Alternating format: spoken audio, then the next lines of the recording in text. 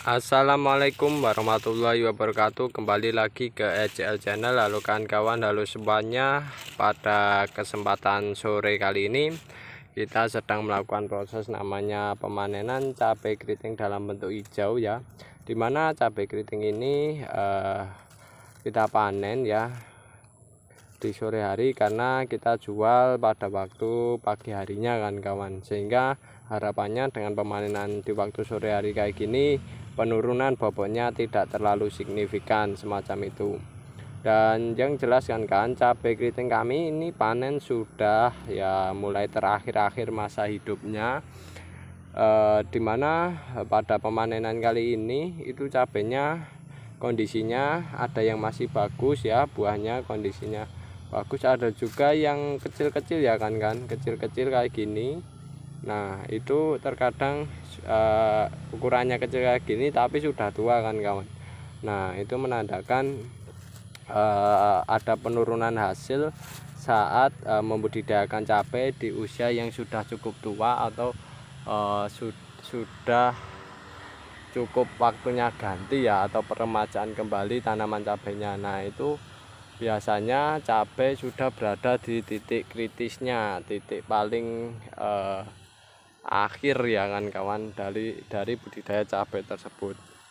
Nah di titik akhir kayak gini kan kawan, itu permasalahan yang sering terjadi ya itu adalah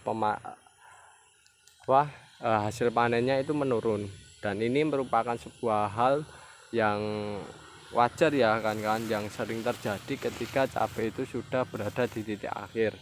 Nah penurunan hasil kayak gini di waktu-waktu akhir masa hidup dari tanaman cabai itu sendiri itu disebabkan karena banyak hal yang terjadi. Tapi menurut kami ya paling pokok mengapa di masa akhir itu biasanya ada penurunan hasil, karena disebabkan adanya kekurangan unsur hara ya.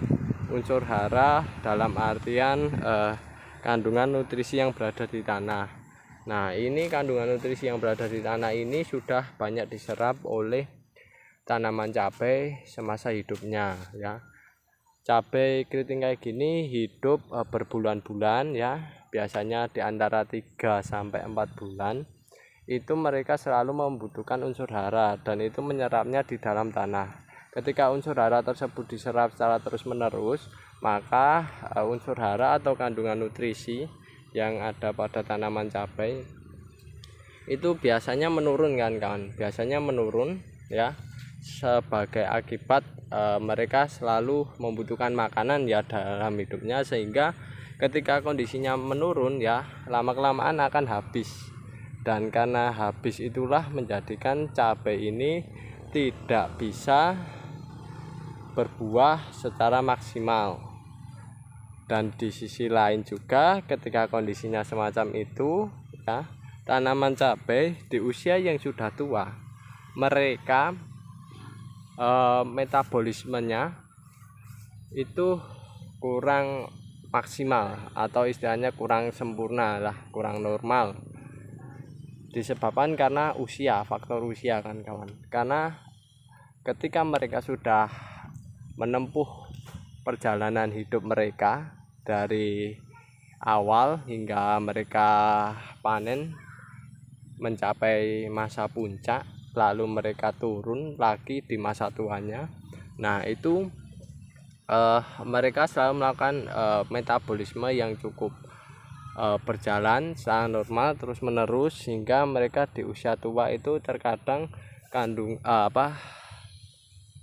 metabolismenya tidak cukup baik sebagai akibat faktor usia, yang dimana jaring atau bagian tubuh mereka itu sudah tidak bisa berjalan dengan sempurna dan baik, sehingga mereka metabolismenya kurang sempurna, menjadikan mereka menghasilkan buah yang tidak maksimal pula ya. Selain unsur haranya habis, buahnya tidak maksimal, ditambah lagi di usia kayak gini ya itu masih diserang oleh hama dan penyakit. Nah itu menjadikan faktor mengapa di usia akhir budidaya tanaman cabai itu hasil buahnya kurang maksimal. Nah, itulah faktor yang selalu menjadikan tanaman cabai itu perlu diganti ketika mereka sudah memasuki masa-masa mereka mati, atau istilahnya diremajakan kembali dengan dilakukan proses penanaman kembali semacam itu.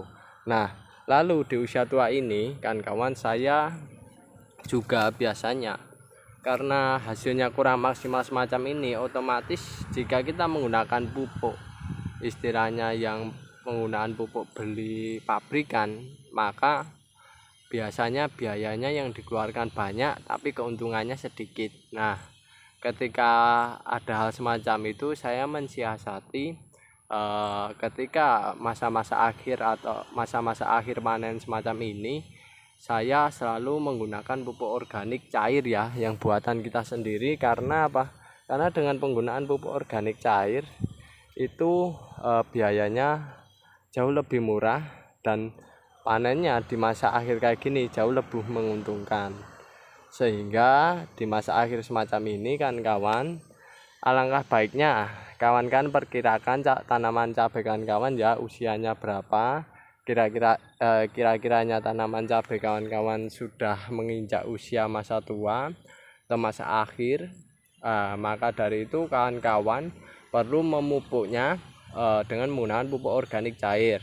Contohnya tanaman ini saya perkirakan 1 kali panen lagi, melihat kondisi tanamannya itu mungkin tanaman cabainya akan mati. Nah, oleh sebab itu saya melakukan pemupukannya hanya menggunakan pupuk organik cair saja kan kawan, sehingga berapapun hasilnya kami tetap menguntungkan. Karena apa? Karena pupuk organik cair yang kita buat itu biayanya gratis, Rp0, dan di sisi lain juga jika kita menggunakan pupuk non organik, hasilnya belum tentu baik dan tanamannya belum tentu hidup ya, alias mati kan semacam itu. Sehingga di masa akhir semacam ini lebih baiknya menggunakan pupuk organik cair. Nah, usia berapakah masa akhir tanaman cabai keriting semacam ini? Nah, kalau pengalaman kami di usia 90 hari biasanya tanaman cabai itu sudah memasuki masa akhir. Nah, jadinya ketika usia tanaman cabai keriting ini di usia 90 hari, kawan-kawan alangkah baiknya ya menggunakan pupuk organik cair saja buatan sendiri. Kita pupuk secara terus-menerus tapi menggunakan pupuk organik cair ya, hingga tanaman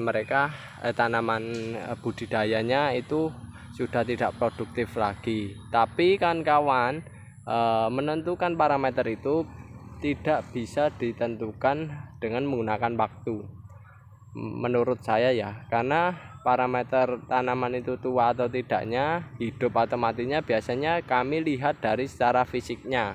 Jadi fisik tanaman itu kondisinya masih hijau atau sudah kering atau sudah pada mulai menggugurkan. Nah, itu kawan-kawan nanti bisa amati ya, ketika tanaman cabai keriting kawan sudah mulai warnanya daunnya berubah agak kekuningan, terus tanamannya mulai menggugurkan daun, dan di sisi lain bunganya sudah tidak mulai bermunculan, itu menandakan itu tanaman cabai kawan sudah memasuki tanaman masa tua atau menginginkan peremajaan kembali. Nah, oleh sebab itu langkah yang kalian lakukan ketika panen semacam itu, kalian cukup dengan menggunakan perlakuan organik saja. Kita berikan kepada tanaman yang kita budidayakan, lalu kita panen ya yang ada. Nah, setelah itu baru kita ganti dengan tanaman yang baru lagi semacam itu, dan itu biasanya berlangsung di usia 90 hari ke atas lah semacam itu kan kawan. Nah, itu hal yang sering kita lakukan dalam budidaya cabai keriting pada kali ini kan kawan. Dan ini alhamdulillah di sore kali ini ya kita panen sebentar sudah dapat segini kan kawan ya.